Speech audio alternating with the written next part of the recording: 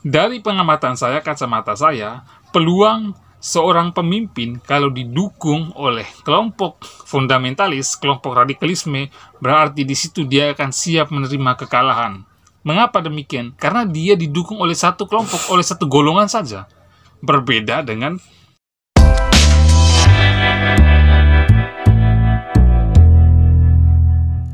halo semuanya, berjumpa lagi bersama saya di Kanal Timur. Pilpres memang masih sangat jauh, 3 tahun lagi. Namun suasananya sudah panas sejak saat ini.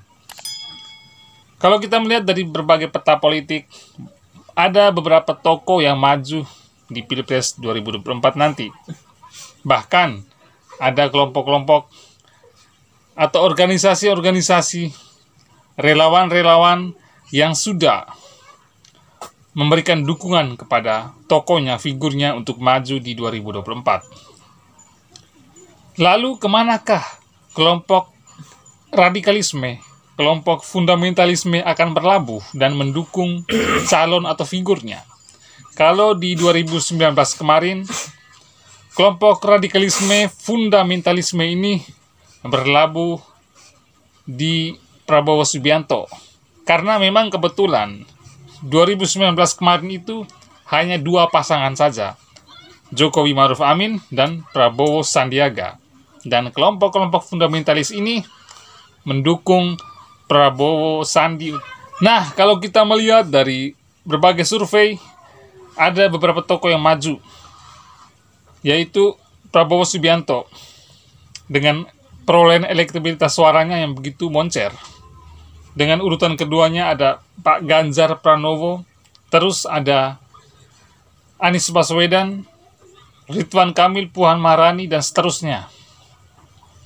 Pertanyaan saya sekarang adalah, kemanakah kelompok fundamentalis ini akan berlabuh di 2024? Apakah mereka akan kembali mendukung Prabowo Subianto seperti di 2019 yang lalu? Ataukah mereka ini akan mendukung Anies Baswedan?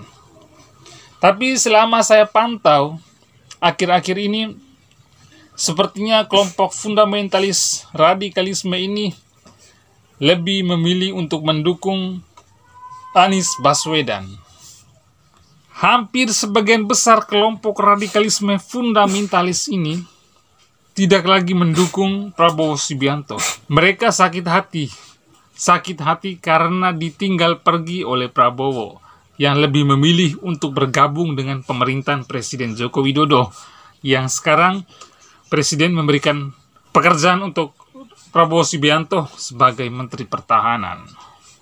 Sehingga merasa sakit hati, kecewa, kelompok-kelompok ini akhirnya pindah ke lain hati, dan mereka lebih mendukung Anies Baswedan untuk maju di Pilpres 2024. Teman-teman, kalau menurut pengamatan pribadi saya, agak susah kalau seseorang itu menang dan menjadi pemimpin di negeri ini kalau dia didukung oleh kelompok radikalisme, kelompok fundamentalis.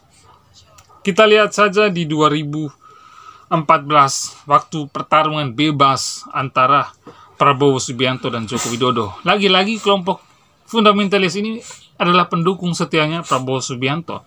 Begitu juga ketika 2019. Di 2019 itu juga kelompok fundamentalis lagi-lagi mendukung Prabowo Subianto dan Sandiaga Uno, dan akhirnya kalah juga. Justru yang menang adalah kelompok-kelompok nasionalis. Seperti kita-kita ini, saya ini adalah kelompok nasionalis. Ketika ada seorang tokoh dari kelompok nasionalis maju, maka pasti dia akan didukung juga oleh masyarakat yang dari golongan nasionalis, dari golongan pluralis. Nah, kenapa waktu itu Prabowo kalah? Padahal kelompok fundamentalis ini mengklaim bahwa Prabowo didukung oleh berbagai ulama, jutaan penduduk muslim. Tapi mengapa masih kalah? Padahal setelah saya telisik, kelompok-kelompok nasionalis itu adalah kelompok-kelompok yang pluralis. Kelompok-kelompok nasionalis itu adalah kelompok-kelompok dari berbagai subetnis, suku, agama, golongan, dan lain-lain. Kekuatan itulah yang membuat Jokowi menang. Sedangkan di pihak Prabowo, hanya ada satu kelompok, yaitu kelompok fundamentalis, kelompok-kelompok garis keras, Yang kalau kita lihat, jumlah kelompok ini jauh lebih sedikit ketimbang dari kelompok nasionalis. Makanya, dari pengamatan saya, kacamata saya, peluang seorang pemimpin kalau didukung oleh kelompok fundamentalis, kelompok radikalisme, berarti di situ dia akan siap menerima kekalahan. Mengapa demikian? Karena dia didukung oleh satu kelompok, oleh satu golongan saja. Berbeda dengan kalau misalnya Pak Prabowo maju.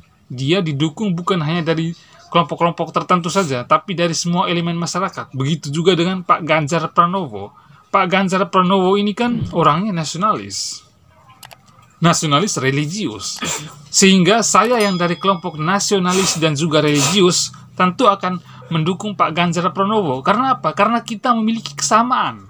Karena kita juga memiliki satu ide, satu gagasan, yaitu ingin memberantas kelompok-kelompok radikalisme, intoleransi, fundamentalis, dan lain sebagainya. Nah, kelompok-kelompok ini kita anggap sebagai kelompok yang sangat mengacau keadaan negara ini. Sehingga mereka ini yang layak dan pantas untuk kita bubarkan, kita pecahkan dengan cara kita mendukung tokoh-tokoh atau figur dari kelompok nasionalis, religius, seperti Pak Ganjar Pranowo.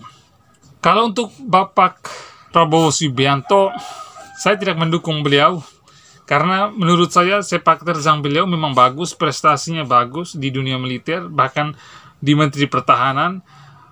Pertahanan Indonesia kita, dari hasil survei pertahanan Republik Indonesia memiliki peningkatan yang begitu bagus. Tapi saya tidak memilih yang bersangkutan karena beliau ini adalah calon yang sering kalah di setiap pencalonan pilpres.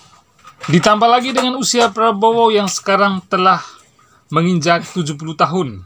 Rasanya agak susah untuk menggait kelompok milenial. Makanya saya lebih memilih Pak Ganjar Pranowo. Selain beliau muda, beliau juga adalah kelompok nasionalis religius, sama seperti saya dan kita-kita yang lain. Punya kesamaan yang lain adalah memberantas kelompok radikalisme, intoleransi, kelompok-kelompok fundamentalis. Dan saya yakin Pak Ganjar akan melanjutkan semua program Presiden Joko Widodo. Makanya Pak Ganjar ini sangat direkomended sekali bagi kelompok-kelompok nasionalis seperti kita-kita ini, untuk mendukung beliau agar menang di Pilpres 2024, terlepas dengan saat ini terjadinya konflik di dalam tubuh PDIP sendiri antara banteng versus celeng. Tapi apapun yang terjadi, saya yakin bahwa partai PDIP sebagai partai besar di Republik ini, sebagai partai pemenang pemilu dan merupakan partai wong cilik, mampu menyelesaikan konflik internal di dalam tubuh PDIP sendiri. Kita kembali ke topik awal terkait dengan kelompok fundamentalis tadi. Saya tidak yakin kalau Pak Prabowo itu masuk dalam kelompok fundamentalis, kelompok radikalisme. Pak Prabowo itu orangnya nasionalis. Apalagi Pak Prabowo itu kan seorang jenderal, seorang militer.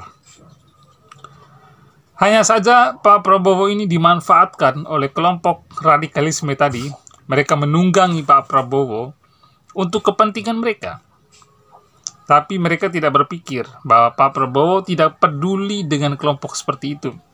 Beliau hanya membutuhkan suara dari kelompok itu, tapi tidak mau untuk bergabung atau mau terafiliasi dengan kelompok-kelompok radikalisme seperti itu. Jadi, kesimpulan dari video saya ini, saya mau sampaikan bahwasanya sekarang kelompok fundamentalis, kelompok radikalisme lebih memilih Pak Anies Baswedan ketimbang Pak Prabowo Subianto, karena mereka sudah cukup sakit hati Pak Prabowo telah bergabung dengan pemerintah.